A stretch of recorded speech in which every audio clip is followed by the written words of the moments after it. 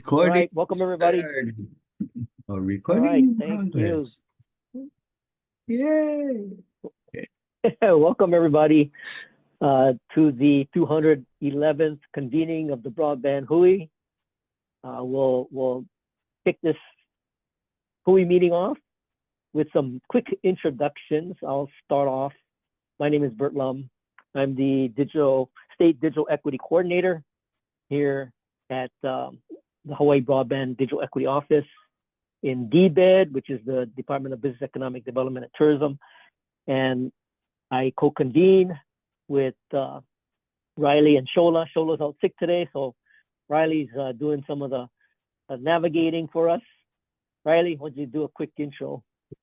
Hi, Riley Saito, Research and Development Energy Specialist at the County of Hawaii, and trying to navigate through this. Yeah, so one of the duties for Riley and Shola are to put people on mute if they if they don't already have their mic muted, unless they're asking a question or deciding to talk. Sometimes we have some personal telephone calls that seem to go over to everybody if you're not muted. Toilet But, flushing, stuff like that. yeah, and Riley will actually mute you. He has the power to mute you during the conversation. Okay, so with that, Riley, we'll do some quick kind of like new people introductions, and just judging from what I've seen so far, looks like it's a pretty regular crowd here, so we can dispense with that. I do have my own sort of kind of manao of the day. We usually give that to Shola. She usually draws upon wisdom in books like Olelo no Eal, and good references. But mine is basically my observation of FESPAC.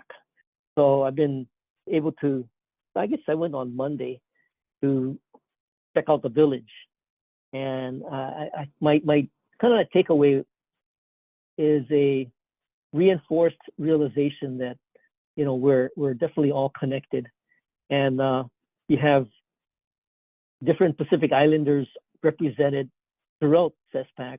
The village is pretty good because it's kind of all in one place, and there's crafts and art that is shown. And what really kind of stuck out to me was the fact that a lot of the weaving have strong similarities across the different cultures, from all the way from Rapa Nui to places like the Marshall Islands, back up to Hawaii. Very, very similar. So my manao of the day is, we're all connected, and it's demonstrated through the threads that are woven together through the culture that is demonstrated here at FESPAC. So anyway, if you all have a chance to, it goes on for the rest, better part of this week. And if you're able to check out the village or, see any events happening here, be sure to do that, because, it's a kind of a once in a lifetime festival that's taking place right now. Anyway, that's my manao of the day. So with that, we can move on to the agenda. And I have a couple of things that I wanted to share with you all on the ACP.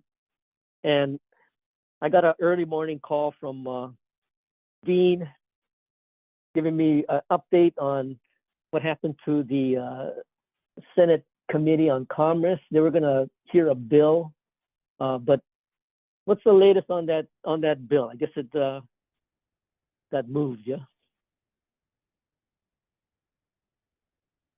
Sorry. Yes, thanks, Bert. For those who haven't known, there was supposed to be scheduled this morning at 10 a.m. Eastern Time, a hearing from Commerce to consider Senator Cantwell's bill, the Spectrum and National Security Act. And to give you like just a general idea, within this bill, it sort of ties in the ACP funding. I believe the original bill funds it at 7 billion, and it also would extend the authorization for the FCC to auction parts of the radio frequency spectrum. And that was something that lapsed I think back in for over a year. So that's sort of like a piece of legislation that's kind of been sort of maturing. A lot of amendments are being proposed for it. So unfortunately, they didn't do what we call a bill markup, which is when they actually go like through the amendments process today. That's going to be pushed off 1 week, so it's going to be on the 18th. So I'm a little bummed out about that. So I don't have much else to mention to the rest of the Hui, but other than the fact that I'm gonna keep my ear to the ground, and maybe next week, next week I can help provide some more detail. Except it's appreciate it's Juneteenth. Wait, it's Juneteenth next week, Wednesday. So well, next week is Juneteenth. So you guys are so we're Feds are out. off, right? Yeah, we're out. Yeah. But we'll be here. Awesome. Well, So if Dean, you have any questions, you can join us on your day off. I'll be there in my personal capacity, yes. But yeah, so if you have any questions, please feel free to send it over to me, or if you have any questions now, happy to try and do my best to answer it. But other than that, yeah, things are moving forward, and I hear some optimism, but I'm a skeptic at heart. So but I'm glad that some people are still really pushing hard to implement a legislative fix that incorporates ACP and this other alongside other policy proposals that can get more bipartisan support. So yeah, thank you. Hey, Back to you. I'll Dean, take it back to you. Okay, thanks. And Dean, I might ask you about this next topic I was going to bring up. So the agenda has a link to a White House fact sheet, and I can let me see if I can pull this up and share it. Basically, what the fact sheet says is that here we go. That many ISPs are taking, I guess, the suggestion, recommendation by the White House to provide some low-cost offering for internet service in the interim between now and whenever something gets decided. So what caught my eye, and of course, this is something that was released on the 31st, but as soon as I see these, I look for any representation of ISPs in Hawaii.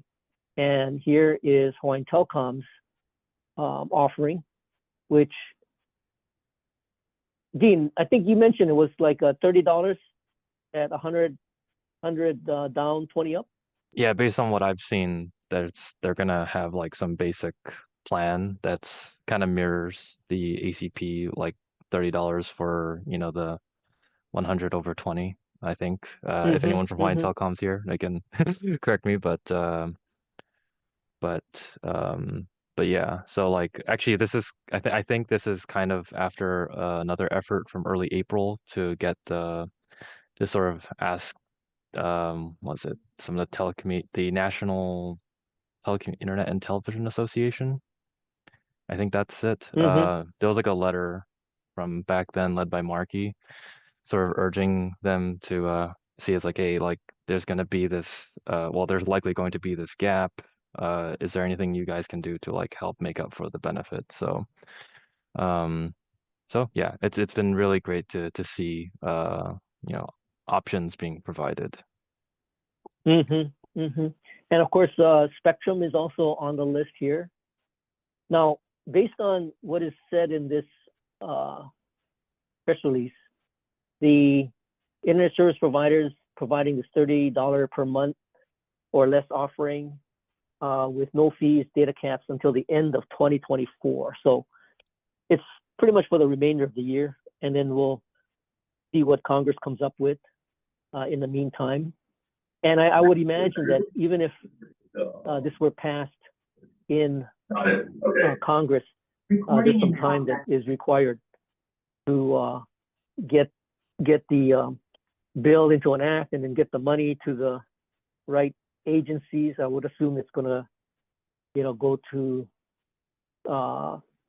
USAC, and then they'd have to kind of like they'd have to relaunch the ACP back office to get that going again. So anyway, there's some work that needs to get done in order, if a bill were to actually pass. Yeah, and just to mention, in addition to that, it's like, so there's like proposals for stopgap funding, and then there's also on the other side there's this idea that like if you wanted to incorporate, let's say you want to incorporate into like the Universal Service Fund, there's also going to be like an implementation period. From what I've been told, it's like a matter of like maybe up to like a year for implementation. So it's good to have, I guess, this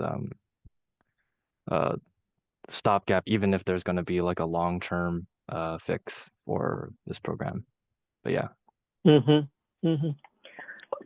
Thanks, Dean. And then the last item on that particular agenda item is the Benton Institute blog post about what we just talked about. Options that states can seek to see what some of their ISPs are offering with respect to a discount service offering. Hey, Sean. I just wanted to apologize. I put some bad information in the chat. I believe that Senator Schatz is a member of the subcommittee, the communications subcommittee in the Senate, and he's a very important voice for us to be helping to inform. Thanks. We talk about communications, but this particular bill was being heard in Commerce Committee, right? Yeah, Communications is a subcommittee of the Commerce Committee. Oh, I see. So, Okay. yeah, telecommunications is under commerce. Got it. Which is which is like the fun thing. Yeah, because this definitely incorporates different interests from like commerce to DoD. So yeah. Thanks, Sean. Okay, moving on. We did kind of touch on this last week, but I wanted to give any of the counties here to update us on some of the training classes that are going on. The one that's happening tomorrow is over at Ha'ula. I don't see Dottie on the call, but that is being coordinated through City and County of Honolulu and the folks over at UH, and they'll be covering the bead challenge. And I think, if not mistaken, I think a lot of the UH folks are probably tied up in that activity, as we speak. So that's happening tomorrow out in Ha'ula. And then there's a training happening for nonprofits on the 14th, which is, what is that, Friday? Yeah. And that's a virtual. So I don't know if anybody has a link to that. Maybe they can share it in the chat. And then, Riley, you got some stuff going on Big Island, yeah, on the 17th and 18th. Yeah, so I just put in the chat the link to the University of Hawaii Bead Challenge site, and if you scroll down, it has the schedule of different locations and where they'll be on the Big Island. It's on the 17th and 18th, and Monday, Tuesday, Monday on the west side at the Palamanui Community College, and in Hilo at the Hawaii Community College in Hilo. But are you planning to go to the one in Kona? Yeah. Actually, okay. they did the in-person training one last week, Friday, I believe, at the University of on the 7th. And I missed that. I was working on my energy infrastructure with DC fast chargers for vehicles. And but that went pretty good, and Shola attended that. But Was Shola there in person? yes, Oh, and she got the flu from that. So I don't know what kind of bugs you guys get, but it's not good ones. oh, I wonder, Nate, did you go to that? Yep, I was there too. Oh, how was it? Yep. It was good. It was really informative. They showed us examples and had us walk through a few pieces of how the challenge process is going to work. So it gave me a lot more information of how the whole process is going to work, and came out of it feeling very confident with a plan for the future of how we're going to handle the challenge process for Kauai. And so, do you guys have any planned, I guess, briefings with the UH team on Kauai? What do you mean? Well, I guess, are you assembling the nonprofits, or will you be actually doing the door-to-door sort of legwork to aggregate, the challenge information? Yeah. I perceive our plan for Kauai. Our nonprofits are probably mostly going to assist with like spreading the word, and if any of them will do challenges, then that's great. But yeah, I was mostly relying on them to spread the word, and then I'm going to be doing a bunch of like trainings for people and trying to hold a bunch of community meetings to run through the process with people so that they can do it for themselves and their neighbors and family and stuff like that. So that's kind of our plan.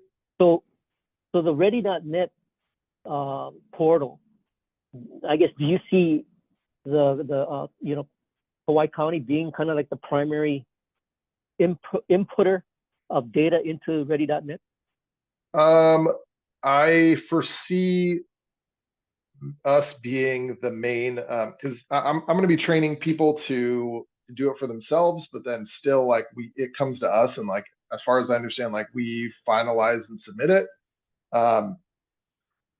So yes, we're going to be the final bottleneck, and we'll be submitting them ourselves as well. But we're going to be trying to get people like just the individual user portal, and like submitting it for yourself is pretty easy after someone gives you a little bit of the information. So I'm trying to train people to be able to do it for themselves and their family and their neighbors, and then have us be filling in the gaps along the way.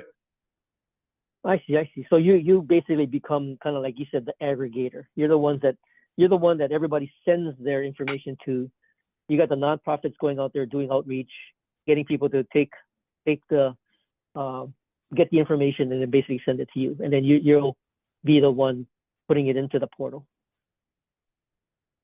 Yeah, and like I was saying before, trying to hold like community meetings where people come in with like they can do it on their phone and they can go through and attach their document that they need to like prove that they don't have availability, and then but yeah, either way, whether they do it or they send me information, we're going to get it submitted. Okay. No, good. Hey, thanks for the update. Yep.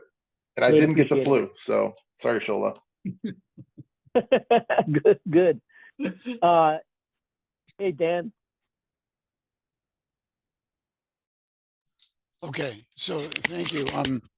But of course, individuals for when you're challenging the UH's bead map, that individuals don't have standing. So it's got to go through some aggregator, the government or or a recognized nonprofit, where individuals' challenge is on, hey, I'm not on the map. That, you know, that Yeah, so kind of Dan, that- what Nate just said is that that information that the individual gets sent to Nate at the county. Yeah. So we do the final submission, but like there are ways. So for availability for someone that's like, oh, the internet company told me that I could have fiber, but I got to pay 5,000 per pole to get it to I'm too far away from the road, yada yada yada. If they have that email, they submit that in part of their challenge. That comes to us, then we do like the final submission. But you know, we don't have access to each and every person's like the documentation, so they got to start that process. So yes, you're right, but we kind of work together in a weird way. Dan, does that sort of answer your question?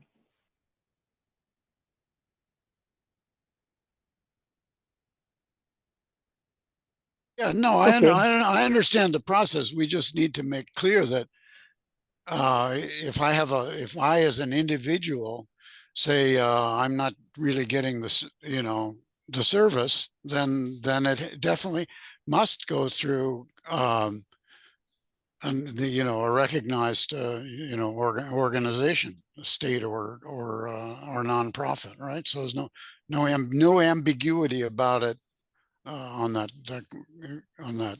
question. Thank you. Yeah, and that's really kind of the role that Nate and the county are playing. All right. Thanks, Nate. Thanks, Riley.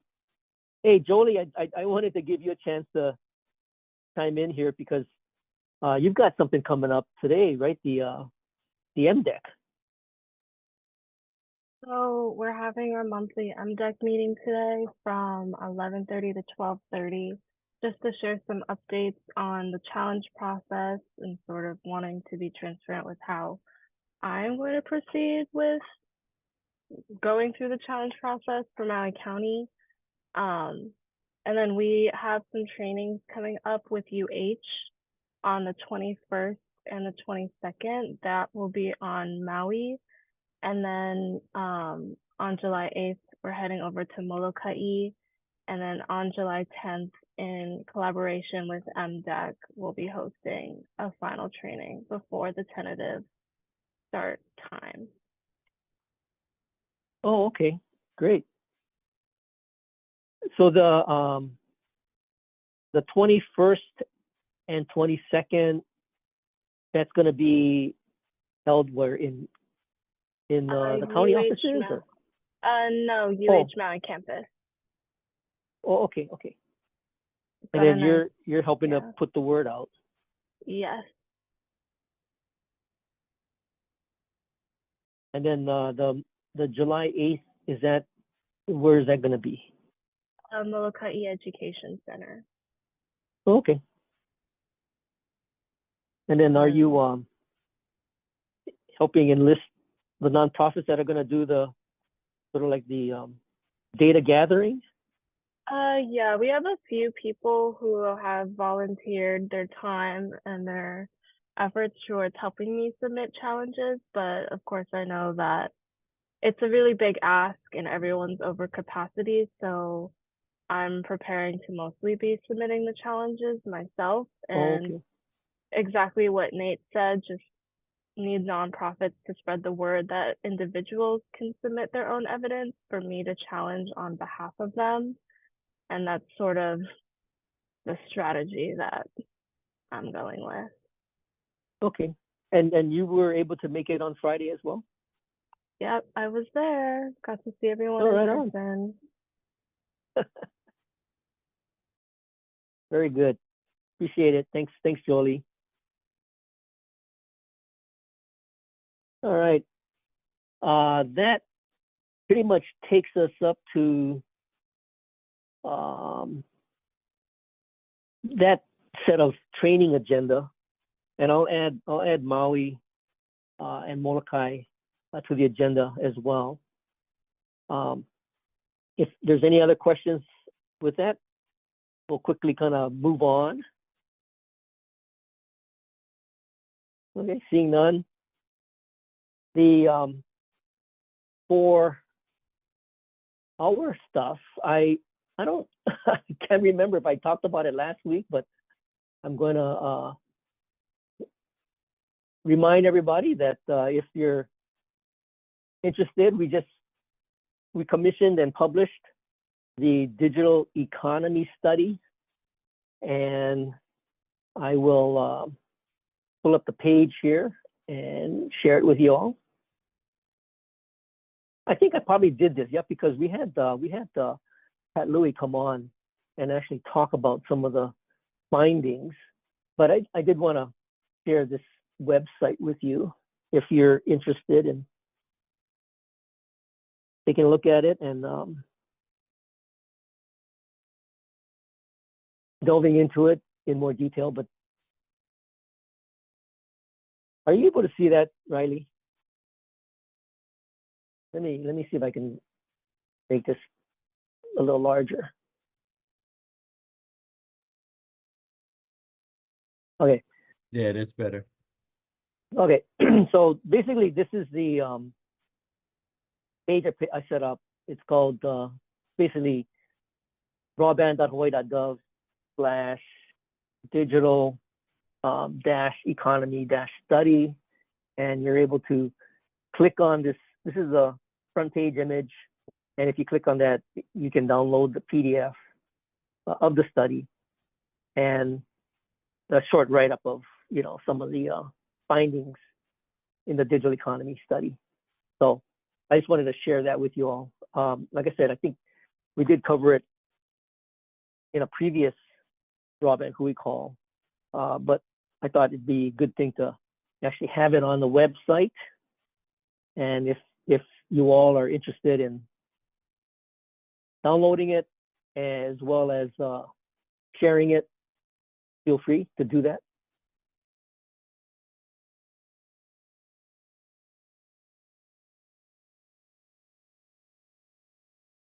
And then we'll keep you all updated on how this particular study helps kind of inform how we move forward with helping to build, I guess, the digital economy, here in Hawaii. And of course, starting with digital equity is a good place to kind of build that foundation. Okay, next up, I do want to remind everybody that the Digital Equity Innovation Awards are still going on, and we have set the deadline of July 12th for nominations. And I would encourage all of you to take a look at that. Where's my agenda? And I hope I have the link in the agenda. Yeah. So I also did a page on broadband.hawaii.gov for the Digital Equity Innovation Awards, kind of a brief overview of what it is, when it is, and then there's a nomination form, and that takes you directly to the form to submit.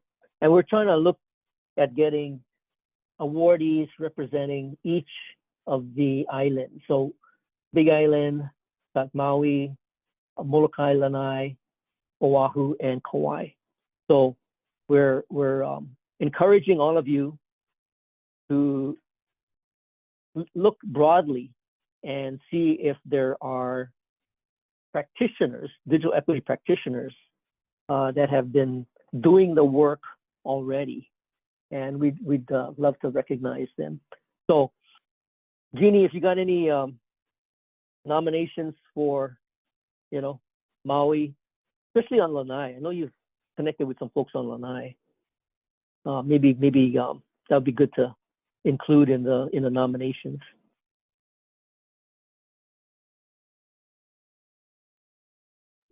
Okay, we'll look at it. Okay, thanks. Any other questions about the Innovation Awards? We're still targeting it being simulcasted on all the pegs, and then we'll be holding this on October 9th we still have a little bit of time, but I do want to remind everybody that the time goes by pretty fast. We're already into June, and before you know it, we'll be into July. So get your nominations in. We want to get good representation across the entire state. So if you can do that, that would be highly appreciated. All right. Well, that I have as my agenda here. I don't know if are there some topics that people want to discuss in the remaining time? If not, I mean, we could give you back some time. Riley, got anything hot on your list of things to do?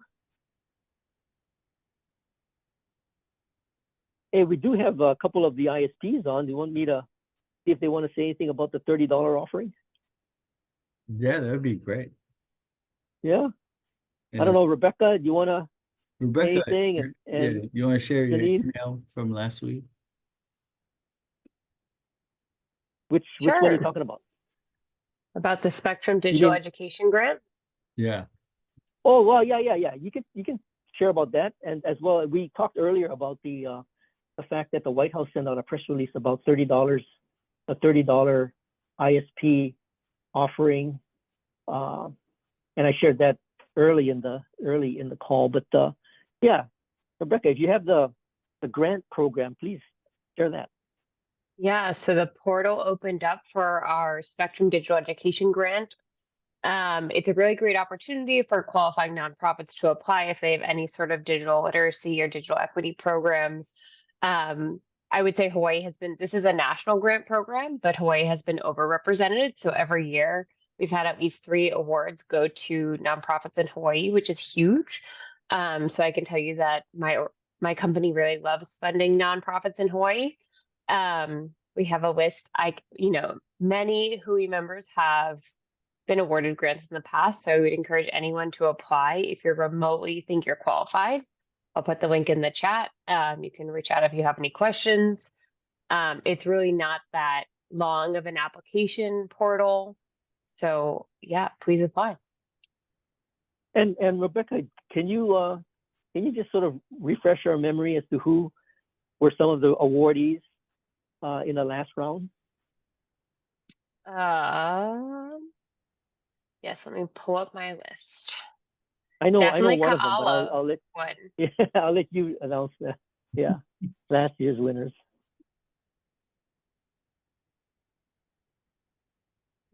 Feels like I haven't go to be honest. Let's see.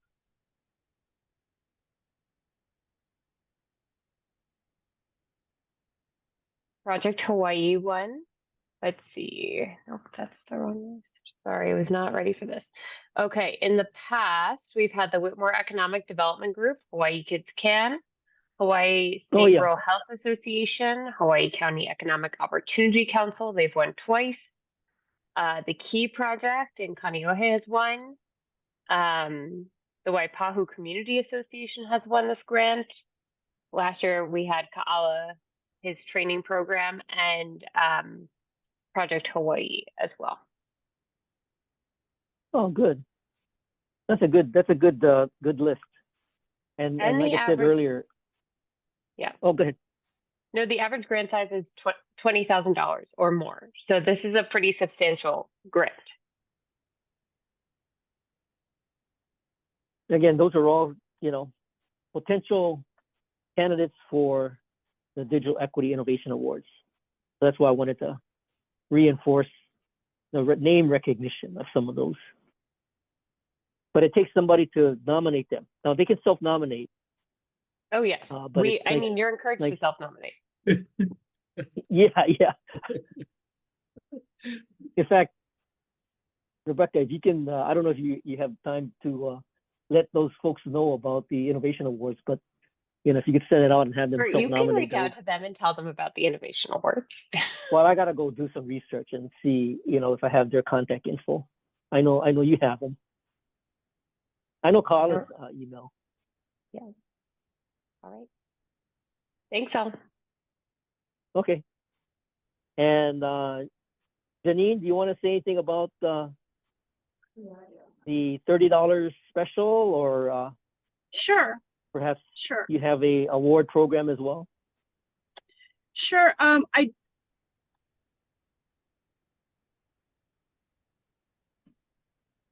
Janine, Can you we hear lost me? you. Hello? We just got you back. Okay. So I know that we just closed a grant cycle. I think the awards for that will be announced very shortly. And I will ask Joy to come back at the appropriate time and give an update on those, the latest round of Bell Foundation awards that will be naming soon.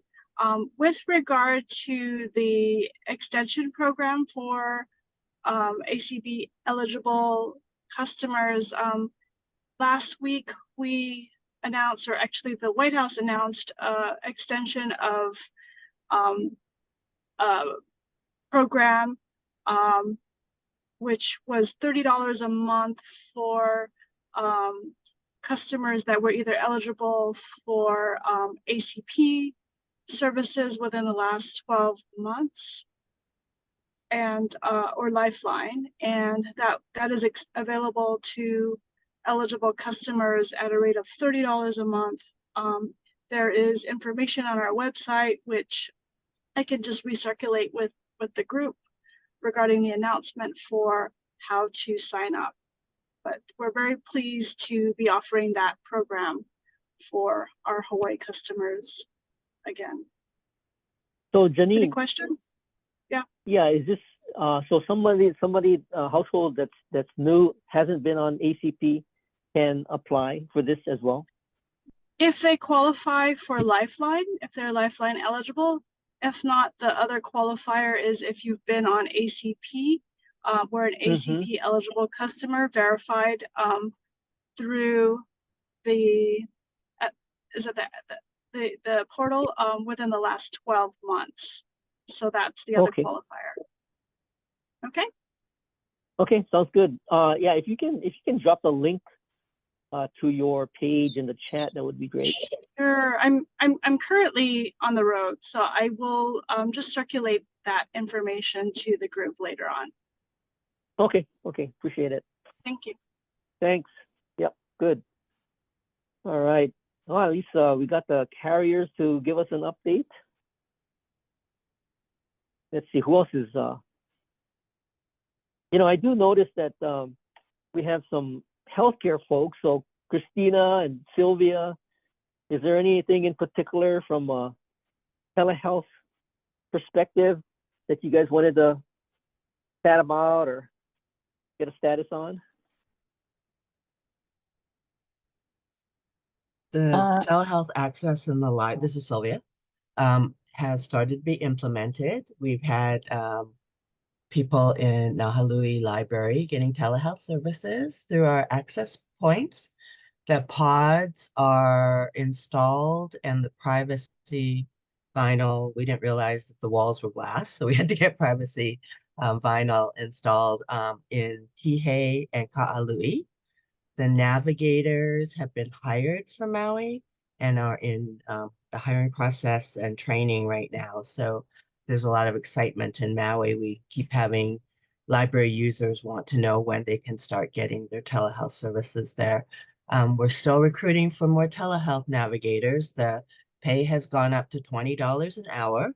So anybody that knows someone who might want to be a telehealth navigator, the requirements are high school or equivalent, no experience necessary. We will train them, but our number one ability is to have patience.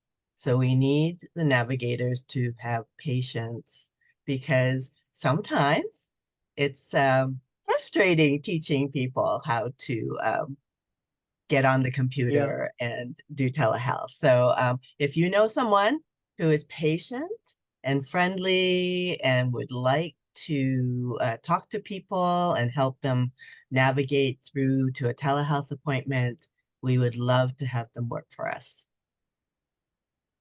Oh, that's great. Thanks for the update on the telehealth in the library project. I should put that on the agenda as a regular item. Jeannie. Yeah, I just, well, unless Christina had wanted to say, anyone else wanted to say more on the telehealth? My question wasn't about the telehealth. Thanks, Jeannie. No, I was going to defer to Sylvia for the update, so I don't have anything more to add. Thank you. Okay. So actually, I do.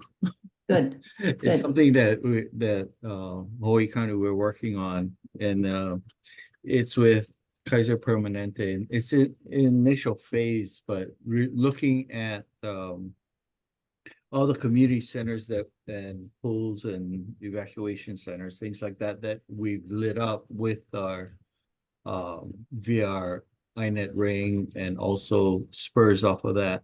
We're up to over 30 sites, so we're looking at just toeing the water. We're not sure what it'll look like, but it's having county facilities available to host telehealth sessions. And we're looking at, potential utilizing the lessons learned from the libraries regarding their confidentiality type booths and, things like that. Taking advantage of that, lessons learned, and possibly moving forward with, we don't know exactly what it'll look like, but to investigate the options of having the county facilities be hosting on a regular basis telehealth sessions available within the community.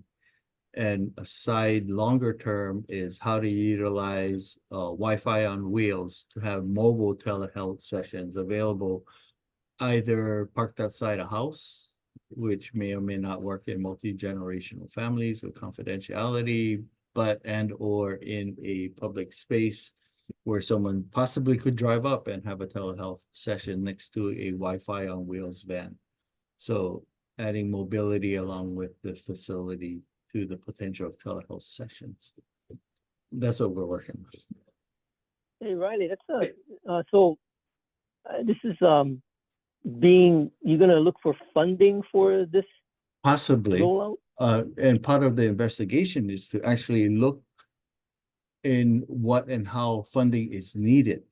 Be it, the actual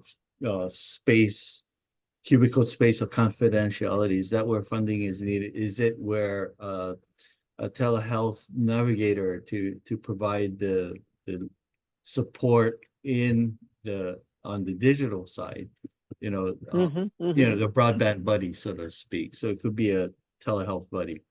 And there's this guy here, the telehealth buddy. And so that's what we're looking at.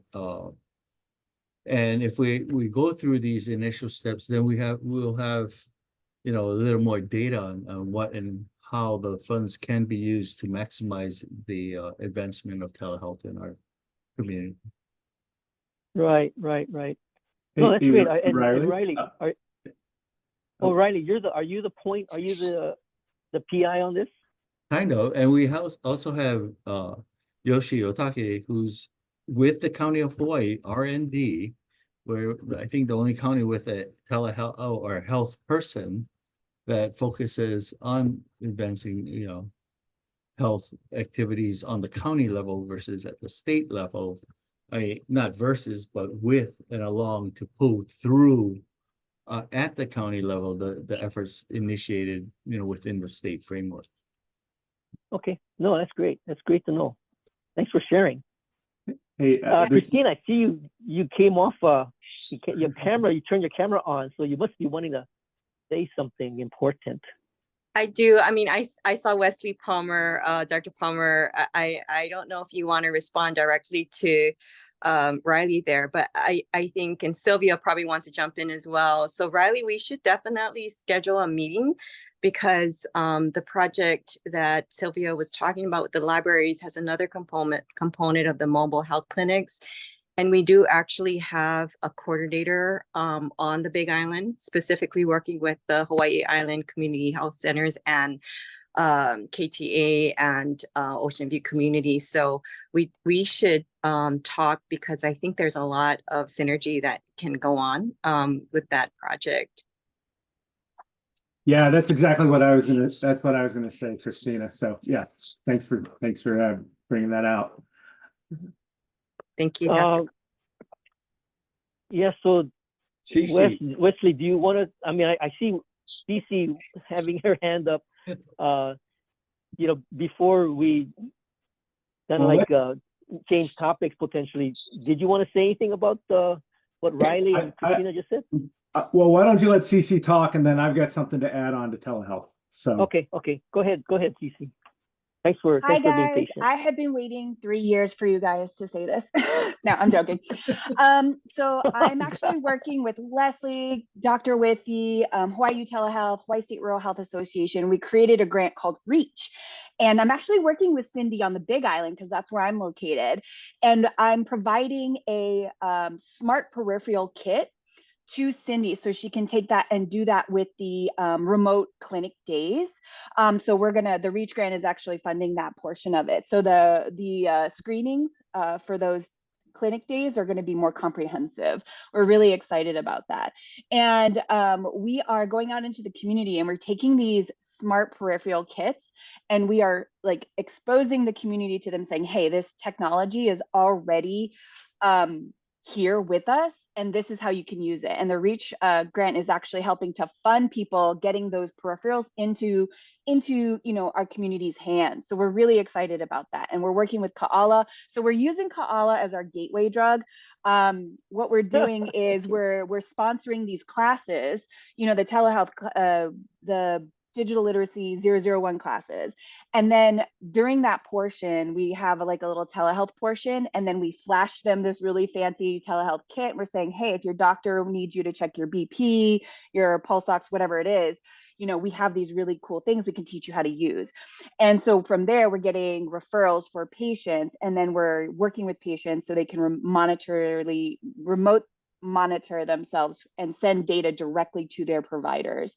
So this is I think it's growing, and I'm really, really excited about it because my evil plot is to have every home have its own little health hub that then they can, monitor themselves and send data to their providers remotely, which is going to improve our health outcomes exponentially. So I'm really excited about this.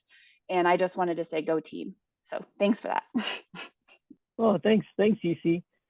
I'm glad I sort of touched on this telehealth topic, and I depend on Christina to give me the latest lowdown, but she hasn't said anything to me for several months, so I didn't include it. But Christina, I'm gonna put it in the category of open community discussion.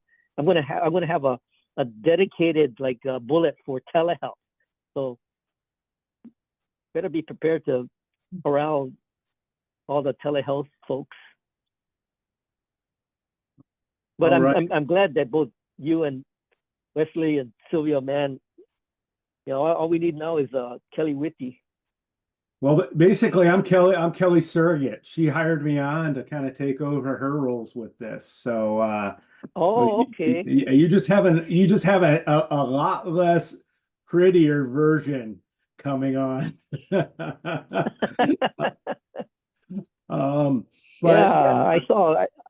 I saw Kelly on television. I forget which news item it was, but I told my wife, "Hey, I know her." Yeah. So yeah, just real quick, wanted to talk. At the School of Medicine, we do in Kelly's section there, we do run the Hawaii EU telehealth program, and just a few things kind of out of that, just pertinent to kind of the discussions that y'all are having, and I listen to mostly on a weekly basis when I'm able to join. Some of the things that we're finding with our patients is, digital literacy remains an issue. We have Kaala, but not enough of Kaalas. And having more navigators like Sylvia is bringing on board is going to be a huge help. But, having multiple islands to cover, and there's only one Kaala, for him to kind of get around all the time, that poses a bit of a challenge. And then some of our more vulnerable populations, like the houseless, and getting services to them, and to making sure that they have access, both from a digital literacy perspective as well as the digital divide. You know, how do they overcome that? And that's where some of the library programs coming in. But even our folks like y'all are talking about with the outer islands, bandwidth is an issue, where our providers, through our platform, we sometimes we have to go back to phone connectivity, so that we're rendering services, and which isn't as ideal from like a data capture and how we're, so that we can see and monitor what our patients are doing. And for those of you that aren't familiar with Hawaii Telehealth, what it is a program that provides right now free mental health care to anybody in the state of Hawaii, though it's mainly geared towards our rural patients. Our funding that allows us to fund some of our urban populations is running out. And so that's the other thing, is this is all grant funded, and it's on short timelines. So we're always kind of chasing that next grant, usually working with our Department of Health colleagues, as well as the Hawaii State Rural Health Association for that funding. So to kind of keep that up and running. But, working with Christina and CC, we're always looking for expansion opportunities. How do we move this beyond just mental health into, primary care, preventive services? We have our eye towards that. We have our eye towards, also broadening this out with our Pacific Island nations and partners, and looking at that. So, I mean, those are some of the things. We've got, our current activities, but then we've got our expansion, our eye towards the future. But really, it's, can we get the grants? Can we get the funding and that sort of stuff to kind of move it forward? Right. Well, thanks, Wesley. I'm pretty sure you're on the mailing list, but if you're not, send me your email. I'm on the list. Yeah. Okay. Well, great. I'm glad we have this discussion. So, Christina, I'm going to put you on the on the regular agenda. Okay, got it. So, Christina, how are we gonna next step? Yeah, so Keani's on the call right now, and she'll schedule a meeting with our bigger team that's working on the Big Island. So we can just kind of share what we're doing already, and then what your plans are and where the intersects are.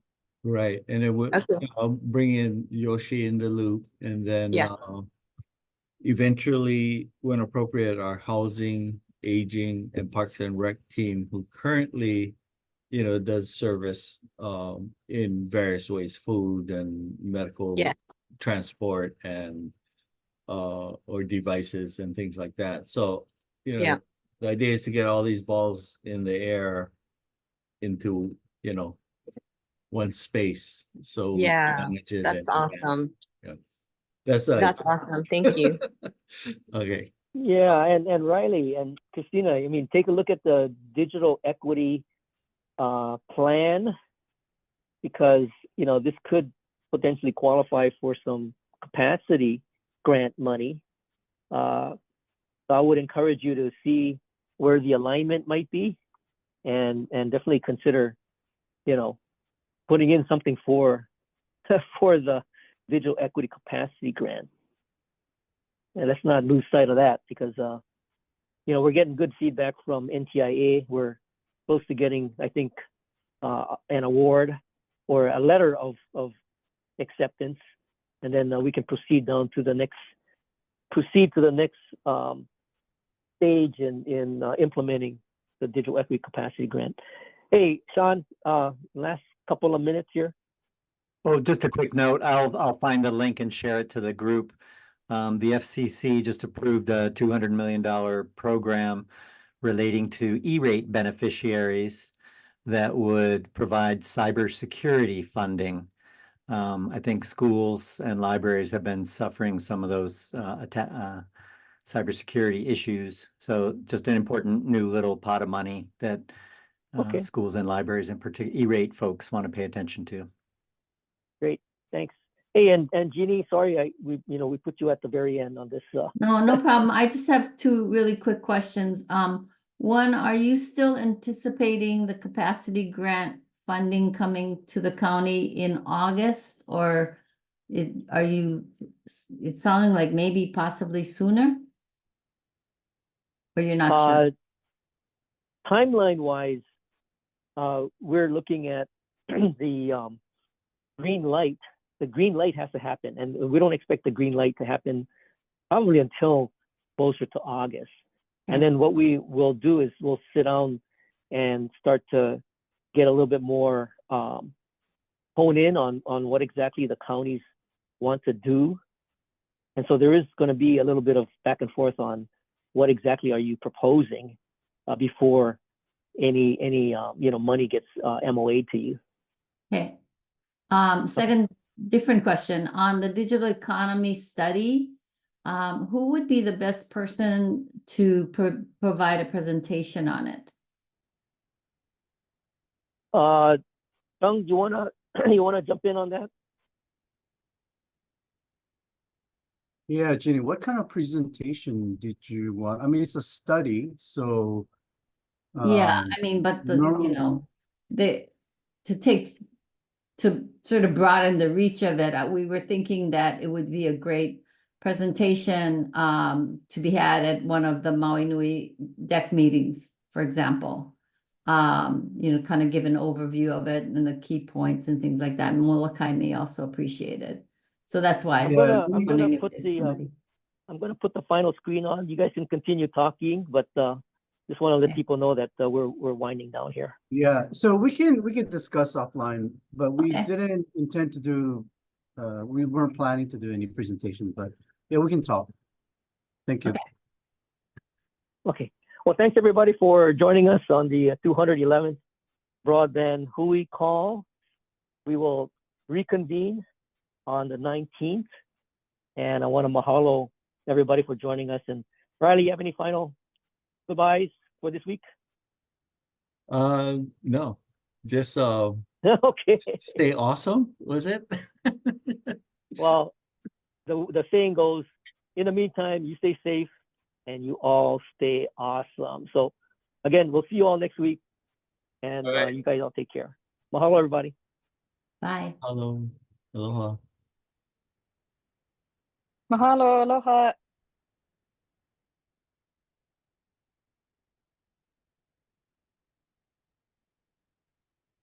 Riley, you can end the recording.